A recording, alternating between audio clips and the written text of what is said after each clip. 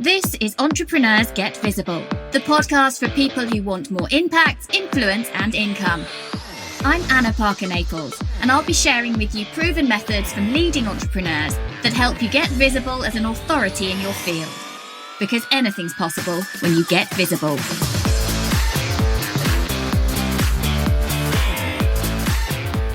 Hello and welcome to today's episode of Entrepreneurs Get Visible, which I am delivering live over on StreamYard, on Facebook and LinkedIn. And of course, for those of you listening on the podcast apps, today, what we're talking about is why you need to make sure that you're content planning and you are creating great content. And the best person that I could possibly bring on to discuss this with you is Janet Murray. So those of you who don't know Janet Murray, she is the lady who, particularly in the UK, but also with lots of global opportunities as well, the person who's most known for talking about brilliant content creation. And actually, Janet creates, every year you create a social media planner to help you plan out that whole year, which we're going to talk about how to use that, what it does and why you need to be doing it. So thank you so much for coming on today, Janet. Well, thank you so much for having me. I really appreciate it. Thank you. So let's talk about this then. Why do people make so many mistakes with their content? What do you think goes wrong for people?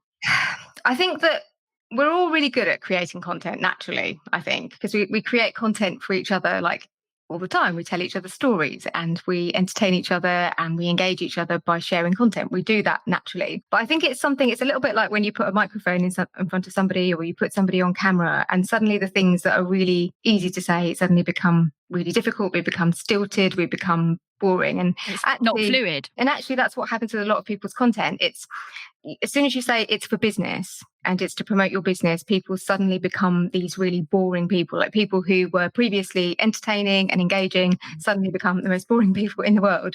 And I often say that actually the content that does well on your personal Facebook, the kind of content that you share with your friends that entertains people, engages people, that's actually more close to what you should be creating in your business content, which sounds a bit crazy if you're not used to it. But actually, what a lot of people do is they suddenly become this stilted, boring, serious person who talks about things that people aren't interested in. And really generic, yeah. I think. Yeah. You see people creating posts or quotes that are so generic, anyone could have written it. So you think, well, that's not going to get you any engagement. So are you then saying that people should be really vulnerable and share their warts and all? Is that what you're asking people to do? No. So, I think there is a place for being vulnerable. And I think as human beings, as well as telling stories and sharing stories, we also really value connection. So we really value it when people are open and honest and they share with us that things aren't perfect in their life, then that's great. But I think there has to be a balance. I think people don't need to see this picture perfect life. And in fact, that can be a bit off-putting. But at the same time, they probably don't need to know about the row that you had with your husband or, the fact that you've just shouted at the Asda delivery man or whatever, or woman. So I think there's a balance. I think the key thing is it all comes back to, and this is my thing, is like knowing your audience and knowing what they need to hear from you. And I think the way a lot of people approach content is it's all about them. So I like creating this type of content. I like doing it this way. I like this type of content. So this is what I'm going to create for my audience, but it's not about you. And that's the key thing. So my background is journalism. So I spent the best part of 20 years writing and editing for newspapers. And, if you're working on a newspaper, you can't create content that you like. You have to create content for the readers. And recently in the digital age, it has, you get feedback in real time. Like, are people actually reading it? How long are they reading it for? Are they commenting? Are they engaging? Are they sharing? So you can get that feedback really, really quickly. So it's about what do your audience most need to hear from you? Most of us are really selfish content consumers. Until we get to know somebody, we're not interested. Yeah, absolutely. We just want them to give us, for most business owners, the most valuable content that you can share, sort of long form content. It's kind of what we're doing now is sharing like useful tips and ideas and things that's going to help people to get a good outcome. And there's other types of content that you can create, but that's a good starting point, is to think, well, what questions do people ask me all the time? And can I create content that answers those questions? That's a little bit longer form. There's other types of content. I don't know if you want me to sort of share different types of content that you could create, but that's usually the best place to start. Like, what do people ask me about all the time? What do they need help with? And be a helpful resource. Yeah.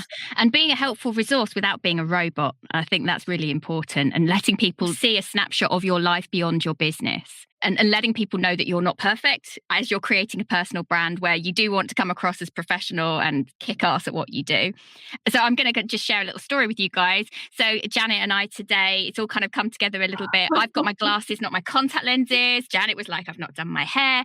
But you know what? When you know what you're talking about and you know your topics, actually nobody cares about that stuff. Yes, you don't want to rock up looking like a dog's dinner, but you don't have to make sure that everything you do is really perfect. I actually, Janet, just before we came on today, I found on my bookshelf a copy of your book. Wow. Your press release is breaking my heart.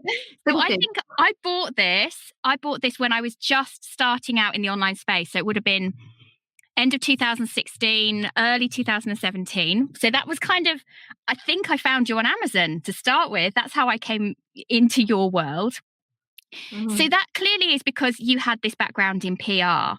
So what's been the journey for you to now really owning this space in kind of building your online business and content marketing? Because you've got an incredible podcast, one of the UK's leading podcasts in marketing. What brought you to where you are now? So it's quite interesting, especially as I know you said that your audience are often early stage business owners. This might be a useful thing to share. So I was a journalist and I was quite happy. Well, no, I was getting a bit bored of being a journalist because although I loved it, it got to the point where, like lots of things, it was quite repetitive. And people would approach me because I was a specialist, which is really important. I was a specialist in education. So people used to approach me in the space and say, could you do some copywriting for us? Or could you come in and train my team? And often they would say, could you come and train us how to pitch to editors? Or could you train us in writing press releases? I'm not that keen on press releases, but that's a whole other story. But so that kind of work was really lucrative and it was much better paid than journalism. So people are asking me to do this work, but how could I actually get people to find me online and to approach me, maybe new people? So I started this blog where I was just sharing tips on how to pitch to journalists. It was basically the questions that people were asking me, like, how do you pitch to a journalist? How do you write a press release? What happens if a journalist says no to you? And I just started creating all of these blog posts, which became that book. That book basically was just those blog posts with a few extra chapters when I worked out the missing bits. And people were, first of all, they were engaging with it, which was great, my current audience. But then I thought, well, how can I actually get people to find this stuff? So I started to learn about search engine optimization and I started to learn about it. And the truth is, which is why it's relevant probably for new stage business owners, is that I did not want to do this at all. Like, if you have any background in journalism or PR, like journalists and PR people are like, they're kind of on opposite side of the fence. And they actually call it going over to the dark side. So if you leave journalism and you go into PR, it's the dark side. And I just sat there getting all these dreadful pitches from PRs and thinking like, why don't they understand this stuff that I just instinctively understand? So I started to learn about SEO, then I started to learn about email marketing. And this was the work that I didn't really want. I didn't really want to be teaching people how to do press releases or to pitch to the media. It wasn't my thing, but this is the crucial thing. People were asking me about it all the time and they were willing to pay me for it and they're willing to pay me like good money for it. So I thought, well, I'd stick with this because this is good. And a lot of the time when new business owners particularly get online, it's kind of getting off the track of content, but it isn't actually, is they sort of like, this is what I want to teach. This is what I want to tell everyone about. This is what I want to create content about. But actually, if people don't want to pay you for that, like you might want to teach mums how to level up and be, I don't know, more courageous or whatever. But if no one wants to buy that, I mean, you couldn't have said a better thing because I came to an event. The first one I came to was maybe 2.5, maybe 3 years ago. And my business at the time was Inspiring Mummy Club. But which I thought it'd be brilliant, it would change lives, but never stopped to think, will those people actually want to buy it? And if they won't buy it, I don't have a business, no matter how good I am or whatever I've got. So it's so true. You've got to look at what people are asking you for. And that's one of the reasons why I've had many transitions in what I've done in a short space of time. So what changes have you seen then in the online space over those, what we're talking, 5-6 years? Yes, it's been about 5 years. So and what happened with the PR and press stuff is that what I started to realise, which was really interesting, was that everybody wants press coverage because they think, oh, it's really cool. You know, I'm in Cosmopolitan or BBC or Guardian or whatever. But actually, is that delivering you the results that you want? And what I was saying with my own content, so I started a podcast to help me reach more people and to, it was again to get more people to buy more stuff from me. And I realized that actually the content I was creating myself was actually doing better. And I started to feel almost a little bit disingenuous, because I was like, well, I'm telling people to get press and PR, but actually I know that the content that you create yourself is often a lot more powerful, and you've got more control over it. Press coverage, you don't have any control if I was what they write or when it goes out or anything. Yeah. I mean, I pitched what I thought, was a really good story. I did some research for an awareness day that I did recently. And I knew full well that we sent out a press release, and I knew full well it was just what was going on in the news that day. The government made a big announcement. I could have got loads of press coverage, but it didn't get the attention you probably would have got on a different news day. But whereas with your own content, you can control it so much more. Like, you can decide what you're going to publish, when you're going to publish. You can build your own media publishing house. So I started to realize that actually, being able to get people to your own website rather than worrying about people seeing you in The Guardian and maybe they still don't buy from you, even if you've been in The Guardian or whatever. So I started to realize that your own content was more powerful. So I started to kind of broaden what I was teaching people. And I started to teach people more about content more broadly. And so that started, would be blogging, podcasting. I mean, I'm not an expert in all of those things at all, but more about the principles behind the content. I started to teach people about social media and social media engagement and email marketing, and started to kind of really look at content sort of more broadly across across your business. And I realized that that's far more powerful than going after press coverage. So I kind of just pivoted. But I guess my point for new business owners there is that you might have to start out doing something that maybe you don't necessarily want to do, because the audience might not be there for courageous mums who want to shine or whatever, however much you want them to be there. But if there is an audience there of people who need your help and will pay, cut your teeth and get out there and start teaching them. And, everybody wants to launch an online course or a membership or whatever. And you might have a course or a membership that you want to create, but actually, do people want to buy it? What do people want to buy? Can you reach enough people so that it becomes a profitable business for you? And this is one of the mistakes I made years ago, is that I was so keen to just get it out there that I didn't stop to do the audience building parts at the beginning, because you want the revenue to come through, you want the profit, but that's not going to happen without reaching the people first. And what we're talking about is, with your content, you want to reach more people, because more people are stopping to look at your content. More people feel attracted to your content. More people go, oh, I recognize myself in what she said or what she's written. And then there's many more touch points. Yeah. So Janet, you now every year create the social media diary.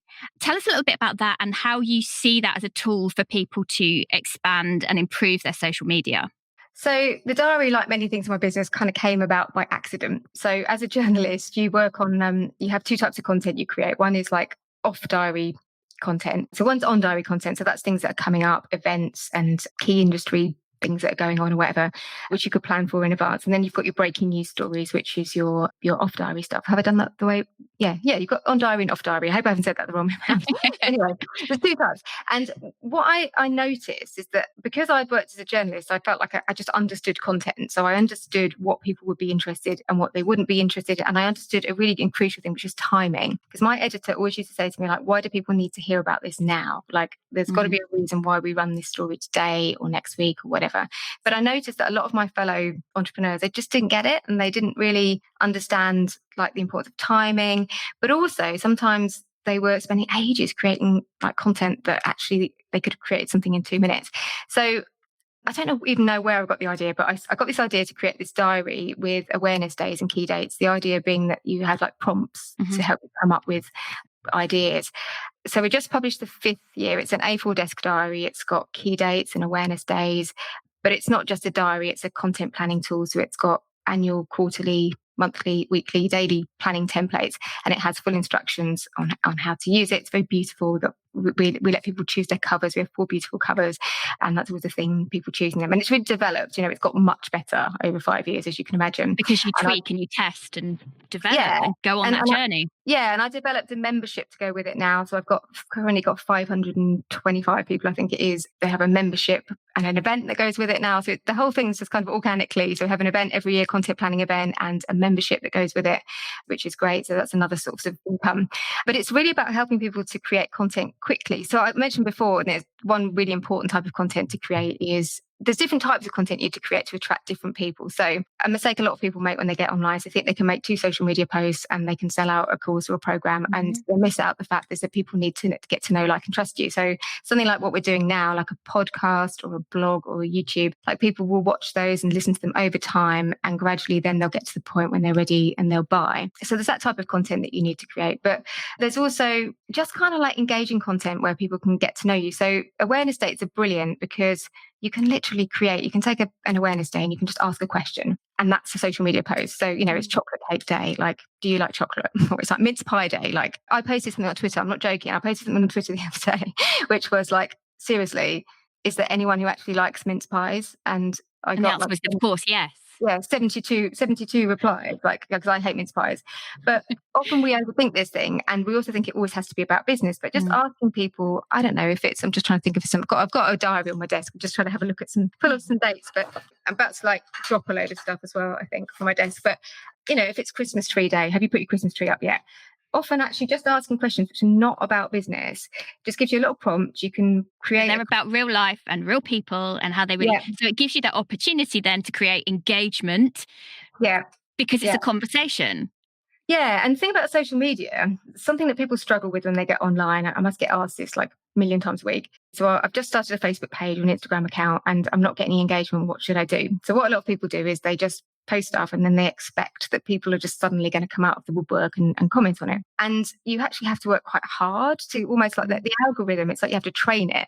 The way the social media algorithms work is the more people engage with your content, the more people it will be shown to. And it's how it works with your personal Facebook as well, which is why when you write something that really gets people's attention, you'll get suddenly the world sees it. The world sees it.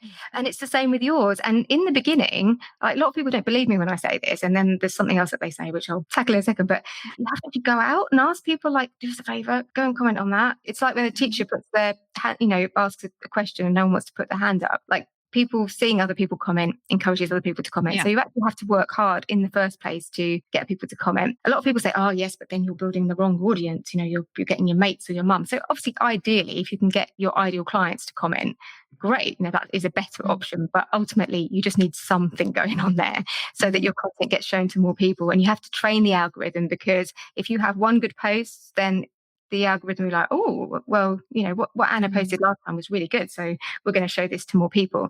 But you have to work really hard on that. So these little questions, like, I'm just looking at January, World Introvert Day. So just asking, would you class yourself as an introvert or an extrovert? That's 10 seconds that takes you to write that. Most people love talking about themselves. They love, sharing their own view on the world. That's a post that's more engaging probably than anything that you could write about your business. So it's about kind of mixing it up with this really useful stuff that helps you grow relationships over time.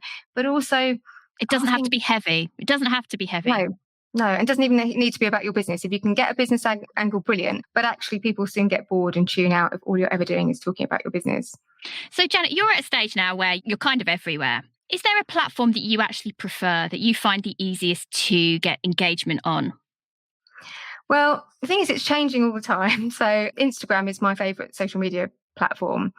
But I've noticed a change, it's changing all the time. And I think that the emphasis is shifting now to Reels. So you have things that you would post on the grid. It feels like it's more difficult, but that might not be the case. It might be about the quality. It's often about the quality of your content. But when a new feature comes out on a platform, often there will be more attention on that particular type of thing. So Instagram Reels is one example. But the key thing for me, whatever platform you're on, is connecting emotionally with people. And that might look different for you depending on what your business is and what it is that you do. So for me, I've worked this out, and you have to work it out. You have to post content to find out what your audience want. And that's the other scary bit. A lot of people don't want to test and see what happens. But I've discovered that on Instagram Grid, for example, my audience, they want reassurance. They want to feel like they're not the only one that has a bad day. They're not the only person that's ever had a grumpy email from anybody. They want reassurance that they should just keep going and they're going in the right direction. Whereas in other parts of platforms, LinkedIn, the kind of thing I would post on LinkedIn might be slightly different, because I think I've got a slightly different audience there. So often it's about testing. And once you think you've cracked it, a platform, and then something They'll will change happen, it. or a new feature will come along. Like LinkedIn Live, like when LinkedIn was first out, was one of the first people to get LinkedIn Live, and the engagement was crazy. But as soon as everybody had it, that sort of changed. And so you've just got to be receptive. And if you find something isn't, it's working really well for you, and then suddenly it's not working, you have to be responsive, and you have to shift it up and think, well, what is going to work, and try something different. What are the benefits to planning your content in advance as opposed to being responsive? And would you recommend that you kind of blend the two? Yeah. So if you're not a planner, I just want to reassure I'm you not a planner. I'm not a planner. As a journalist, that's how you get by. You have to be able to create good content, and you have to be able to do it right at the last minute. So if you're the kind of person that did your homework at the last minute, journalism is quite good for you, because you can pull it out of the bag at the last minute. It's good. But there's two types of people. There's three types of people, really. So there's they're kind of like the people who always talk about doing content and never ever do it. So that's the one group. Then you've got the people who create really quite good content, but this is me really, who kind of like, they always wish that they'd planned it further in advance because it would have been better, but their content's quite engaging because they're quite, they've got a good grasp on content. Then you've got these like ultra planners, and if you're an ultra planner and you plan too far in advance, you can end up just being really boring, because for those sort of people, like, planned and scheduled is better than done. So I think it's a bit of a mixture of the two. So the way that my diary works is, I think it's impossible to sit down and plan out a whole year of content. So we almost do it, it's like a camera. So we zoom in closer. So you start off by just looking at your whole year. Like, well, what's going on in your year? A lot of people find this really hard because they're like, well, I don't know what I'm going to be selling in September. Well, that's really important. How can you create content if you've got no idea what you're going to do? I think that gets easier the longer you've been in business. The more you understand what products your market want, what they're likely to buy, what their pain points are. It's understanding that audience. But when you're in those early stages, you don't necessarily know. So you're kind of changing all of the time. And planning that year in advance becomes much easier once you know some of your core product. Exactly. And I think the other thing is, the thing you can always come back to is being a helpful resource. So regardless of whether you have a product or service, like, what are those things that people are asking you about all the time? Like, what do people keep coming back to? I could probably sit down and come up with 52 ideas like now, just thinking about the questions that people ask me. And I think a lot of people overthink it and they get really bogged down in it. But if you just think, like, what's that thing that people email you, and then drill down into it. So, for example, Anna, of an example of a client of yours, a typical client. Well, for me, a typical client is struggling with really how to get themselves out there, how to have that consistency, actually. What do I talk about, and how do I find the time to do that if I've got clients? And would your clients typically be sort of coaches or consultants? A lot of coaches. A lot of coaches. So the thing with coaching, and I don't know if this is something that you find, is that often the problem starts. This is why my Build Your Online Audience program, the very first class, is about niching, and it's about finding your thing. Exactly who you're speaking to and what you're speaking to them about. Because if you don't know what it is. And so what a lot of coaches, unfortunately, what they're trying to talk about is too broad. So if you can find a very, like, really tiny little thing. So I'll just give you a few examples. So a guest I've had on my podcast is a lady called Jo Soley, who I think you probably know as well. She was a general business coach. She combined her love of numerology, which is quite woo-woo, it's not for everybody, with business coaching. And so suddenly she's become really niche and specialist. And that means some people are going to be like, oh, that's a bit weird, I don't want to go there. But for other people, it's great, because it's really niche, it's really recognizable. If you're a coach that deals with relationship, that's very, very wide. But if you can niche down into, like, divorce or finding the love of your life. I've got a really good example, a client I've been working with this year who was a management consultant, and she was trying to sell courses on, like, how to know your numbers. Well, we all know that's important, but we're probably not going to buy that. Really encouraged her to focus on pricing as one aspect of money and finance. And not only she's selling loads more, but then you just think, okay, what questions do people have about pricing? Like, how do I set my prices? How do I put them up? Is there ever a time when I might take them down? Should I price the same as my competitor? And suddenly you're off. But the problem with content often comes with not having a clear enough. It's too broad. It's scary to do that. And a lot of people think they're going to lose clients, they're going to lose listeners or readers, but actually the opposite is true. If you can own a tiny, tiny little space just leave it dry, you could be going all year with your content. I can't can't remember where I heard this, but I was listening to someone on a podcast, of course, talking about it and saying that if you've got an idea that you really want to do, but no, you don't really know how to hook into it, and then you've got a little idea that no one else is really doing or owning, the place you want to monetize first is the one that doesn't have wide competition, that you can just take and own it. And I certainly a lot of the entrepreneurs and coaches that we see really exploding in the online space are the ones who've gone, this is my domain, this is what I am. And it doesn't mean that they can't do all the other things and they can't help support people and clients with those things once they're working together. But because they're known for that one thing, it's so much easier to get recommendations, referrals, to go on podcasts, to do videos. You know what you can talk about easily because you know what the problems are. My client Sally, since she focused on was pricing and profit, and that gives her kind of like an entry level, but then for profit for more experienced business owners, she's being asked to do classes left, right, and centre. She's been like, she just came on my podcast. She's been on loads of other podcasts because suddenly people are like, oh yes, pricing. That's a really good. If you're a general money person, it makes it really difficult. And I can think of clients I've had, for example, who like money coaches, and they'll say things like, well, I help you to have a healthier bank account. But, well, no one wakes up in the morning and says, I want to have it. Look, we kind of do want that. But what's the real problem? And I think this is the other thing. A lot of people are afraid to go to the heart of the real problem. The real problem with money is often about debt. So being brave enough to say, I'll help you get out of debt, or being brave enough to specialize in pensions or whatever it might be. But what is that thing that is keeping people up at night? And I think the whole problem with content, it starts there. And so I've worked with clients who've been putting out blogs every, why is no one reading my blog? It's because it's too broad. It's not appealing to anybody. But John Ledumas, who you'll know is a podcasting person, he talks about it as inch wide, mile deep. So what's that topic where you could just go zoom so closely? And often the other thing as well is that your niche will find you rather than you. So I resisted the PR and press thing because I didn't want to do it, but it kept tapping me on the shoulder. Same. And I mean, my best performing blog post is actually about how to launch your own planner. So look at what's happened for you and your business as a result of that. Yeah, look at what's the thing that, is there a blog post that you've done or a particular post that you've done that people have really jumped on? That's what you need to pay attention to. And it's really interesting. What are the things people are coming to you and naturally asking you about? So for me, people were always asking me about audio because it's something I know like the back of my hand, but I resisted it because there's so many other things I kind of want to bring to the world. But as soon as I decided, right, I'm going to walk that track, well, everyone knows what to come to me for. And then you can kind of widen from there. So I think one of the things I'd like listeners to take from this is don't be afraid to go narrow so that you can actually, once you've nailed that, once you've built that business, you can widen out again. Yeah. And I think the other thing is you can angle. So, podcasting is a sort of narrow niche in a sense, but you could go deeper on that still. You could go in, you could just go on to one aspect of it, couldn't you? There's big things ahead in 2021. Yes.